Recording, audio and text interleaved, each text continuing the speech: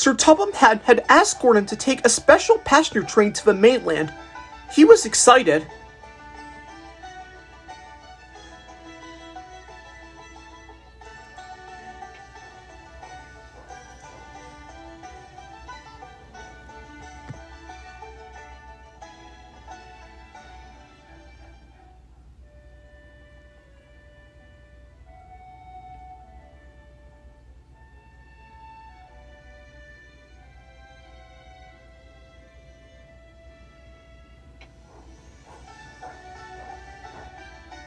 While Gordon was away, Henry and James were asked to take turns with the express in his absence.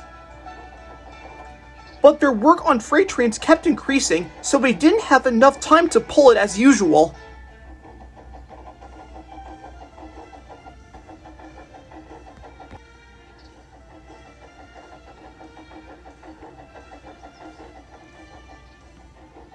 So Sir Topham had asked Donald and Douglas to take turns with the express instead. The twins had never pulled the express before and found it a nice change.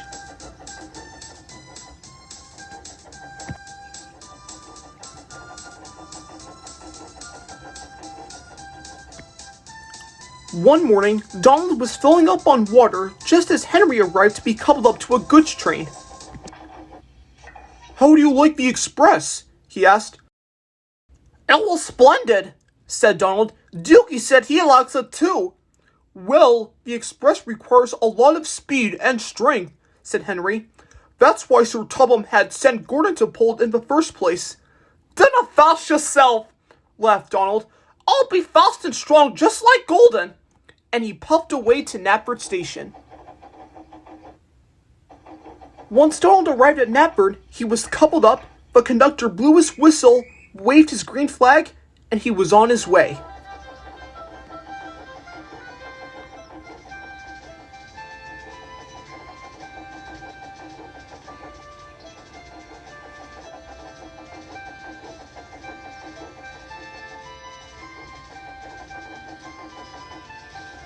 The journey was going well, and Donald was making good time. Unlike most mainline passenger trains, the express doesn't stop at all the stations, but Donald didn't mind. He enjoyed trying to be as fast as Gordon.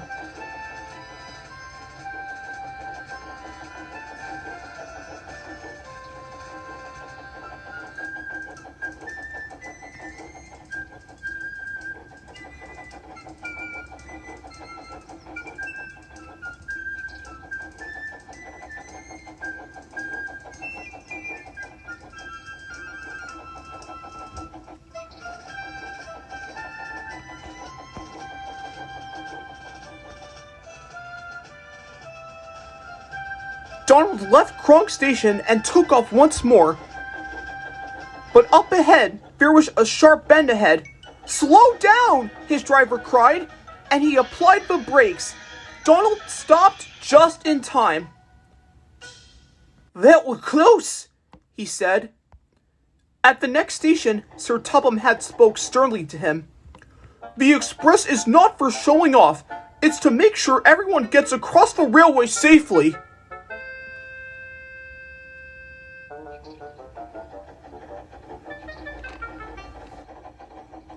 That night, Donald told Douglas about his mishap. "Don't worry," said Douglas. "You shouldn't try to be as fast as Golden. I can be the most efficient, and I'll let you know how it goes." Donald agreed, and they went to work the next day.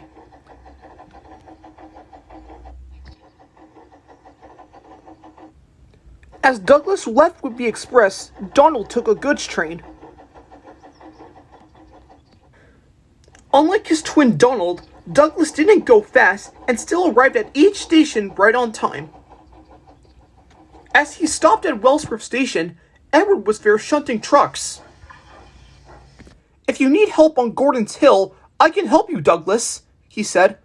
"I will need help, but thank you for offering, Edward." And Douglas puffed away.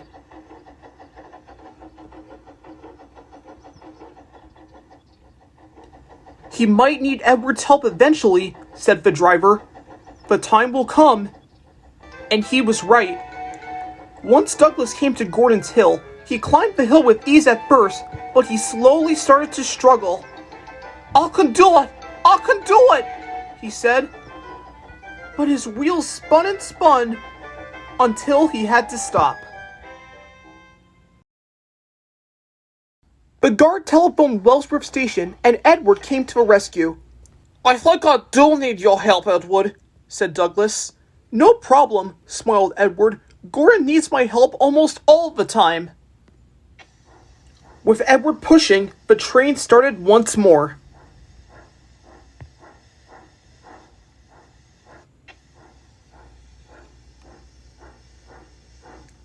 Once they finally reached the top, Douglas was able to manage on his own, and he whistled thank you to Edward.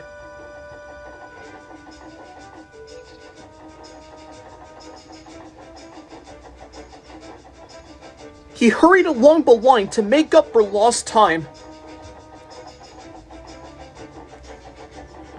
Soon he arrived at Crovan's gate, where Sir Topham Hatt was waiting. I'm sorry I was late, sir, said Douglas. That's all right, Douglas, said Sir Topham Hatt. Gordon will be coming home tomorrow, so James can take over the express for the rest of the day. So you and Donald can go back to your usual work. The next day, Gordon did indeed return home, and he went back to work pulling the express.